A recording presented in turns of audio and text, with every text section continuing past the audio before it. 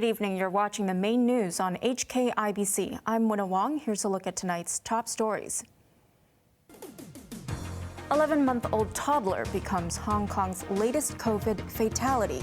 On the same day, the city registers 7,500 or so infections. Government insists there will be flexibility when the vaccine pass is enforced this Thursday. And Hong Kong shivers through its coldest day so far this winter.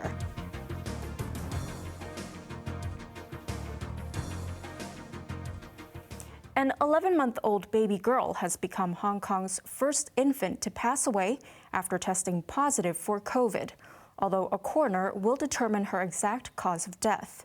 Authorities also reported more than 7,500 infections today, another daily high. Johanna Chan reports. Hong Kong's latest COVID fatality was an 11-month-old girl who was brought to Tseung Kwan O Hospital 2 days ago. After testing positive to the virus, the toddler was transferred to the intensive care unit at Queen Elizabeth Hospital, where her situation deteriorated and she suffered a cardiac arrest. Following successful resuscitation, the baby's situation worsened and she passed away last night. The case was referred to the coroner for further investigation, as the patient was just admitted for 1 to 2 days. We cannot identify the cause of death at this moment, and we will discuss with the parents as well as the pathologist how to carry out the coroner examination. Her family members, including her parents, brother, and sister, all returned positive results from rapid tests. The hospital authority also logged 12 other deaths, with the oldest aged 97. This came as Hong Kong reported 7,533 cases, setting yet another daily record. Over 6,000 people remain in isolation facilities, while inpatient wards at public hospitals are 92% occupied. Non-COVID patients at public facilities are now being transferred to private hospitals for treatment. For example, after the patient received the surgery, some of the patients may need to have more rehabilitation, more training in hospital. At this moment, they are the suitable candidates to be transferred to the private hospital to continue the management. In order to vacate the beds for the more needy people, including the COVID patients.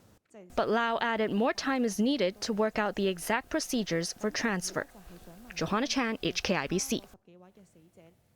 The government once again stood behind its vaccine pass program, which kicks off this Thursday. It says that users at most venues need not display proof of vaccination, and there will be exemptions for people who return home. Maisie Mock reports.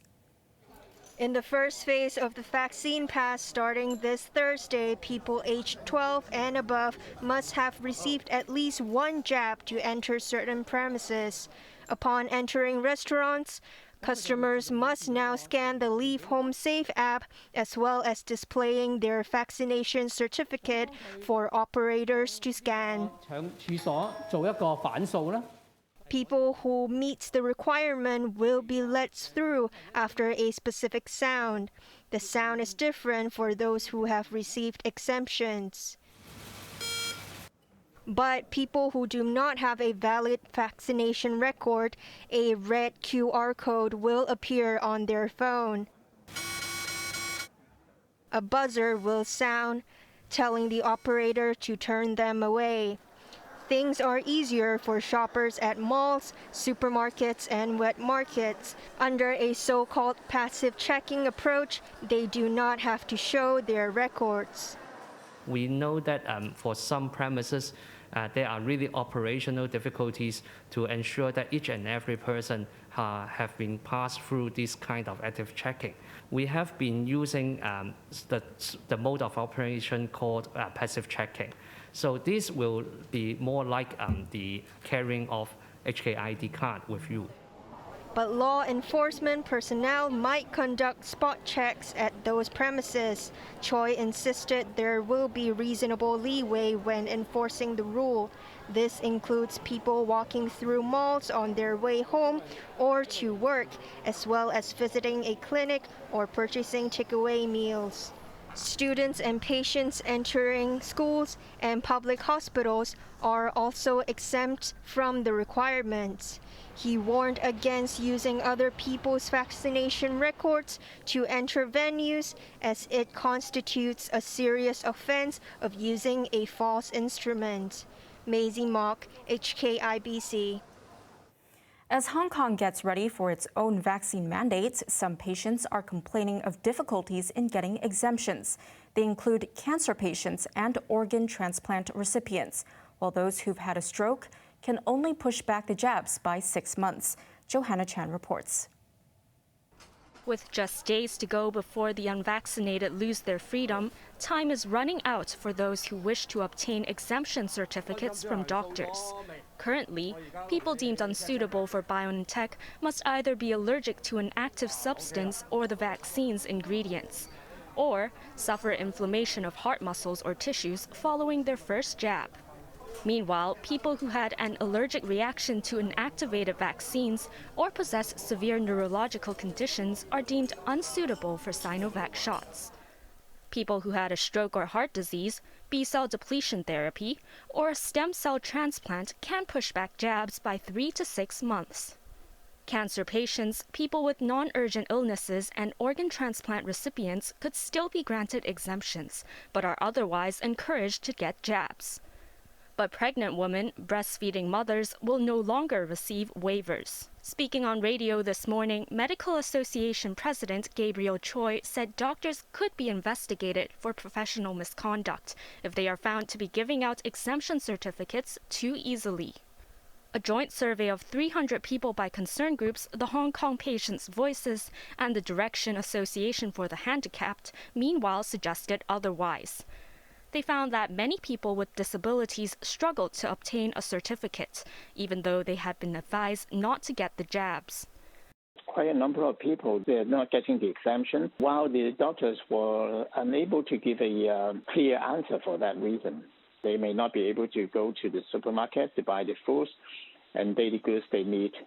And they may be difficult visiting the clinics, the drugstore located in the shopping arcades, because without the vaccine pass, they are not able to get entrance to these places. Lam called on the government to provide extra leeway for the handicapped. Johanna Chan, HKIBC.